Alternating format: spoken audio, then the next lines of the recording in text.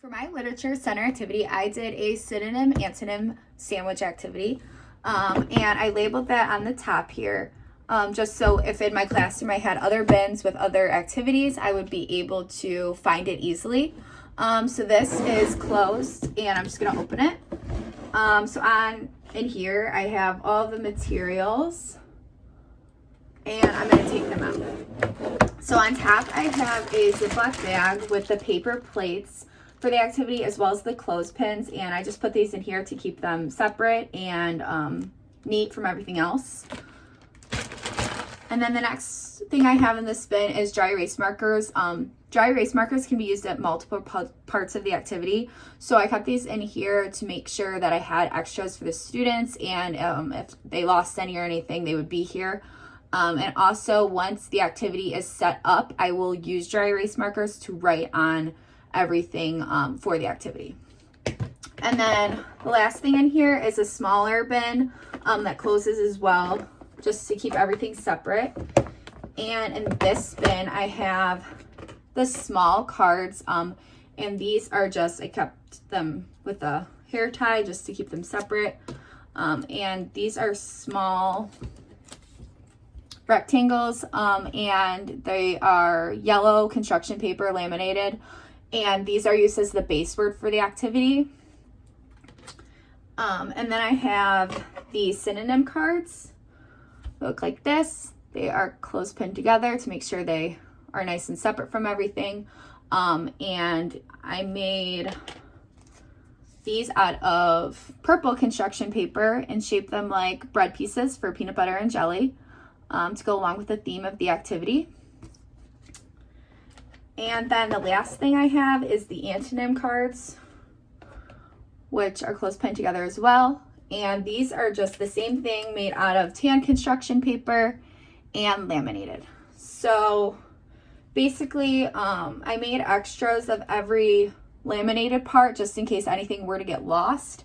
So I have extra rectangles, extra bread pieces for both synonym and antonym, and then I have a bunch of paper plates and clothespins.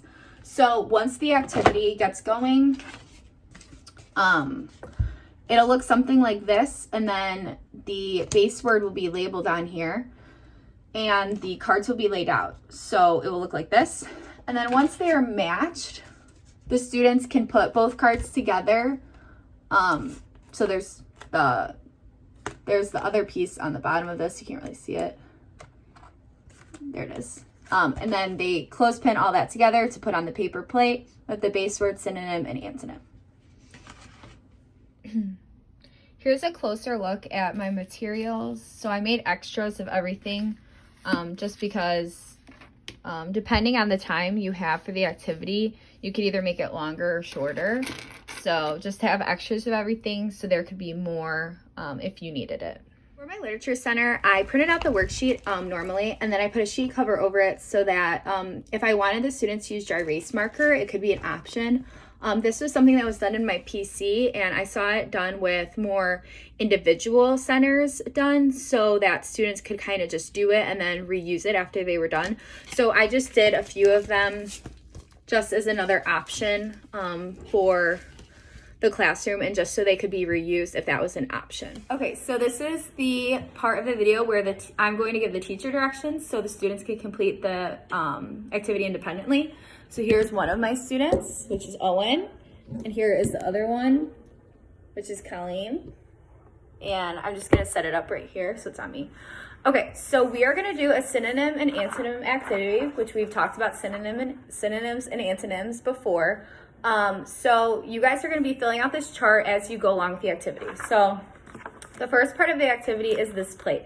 So on the plate is the base word. So this base word is begin. So after you see the base word and you pick your plate, you're gonna put it in the base word column right here. And then you're gonna think of, so you have to find the synonym for begin. So synonyms are always gonna be on the purple cards, which is labeled right here. And the tan card is labeled here, so students don't get confused with the colors. So you're looking for a word that means the same. So you might pick this card, and this card is start. So you put this card, you put start in the synonym column. So you have that part, and you can just place it on the plate. And then once you get your antonym, which might be end, you would put that on the antonym column chart. And then you can place it on the plate when you're done, put it off to the side, and then go on to the next column. And then on the back of the worksheet is you try. So you guys are going to think of your own base words, synonyms, and antonyms, so 4 of them. And then after you're done, you're going to turn it into the folder that's going to be located right by the table. Okay, got it? Got it. Any questions? No? Okay. Okay, here's the setup of the Literacy Center. And I'm going to prop the camera up over here while the students complete their work independently. All right. So do you want to start with boring? Boring sounds good. All right, so boring's are base words. All right. Different? No. Separate. That's it. There it is. Separate this on the left. Okay, We got another one. pair.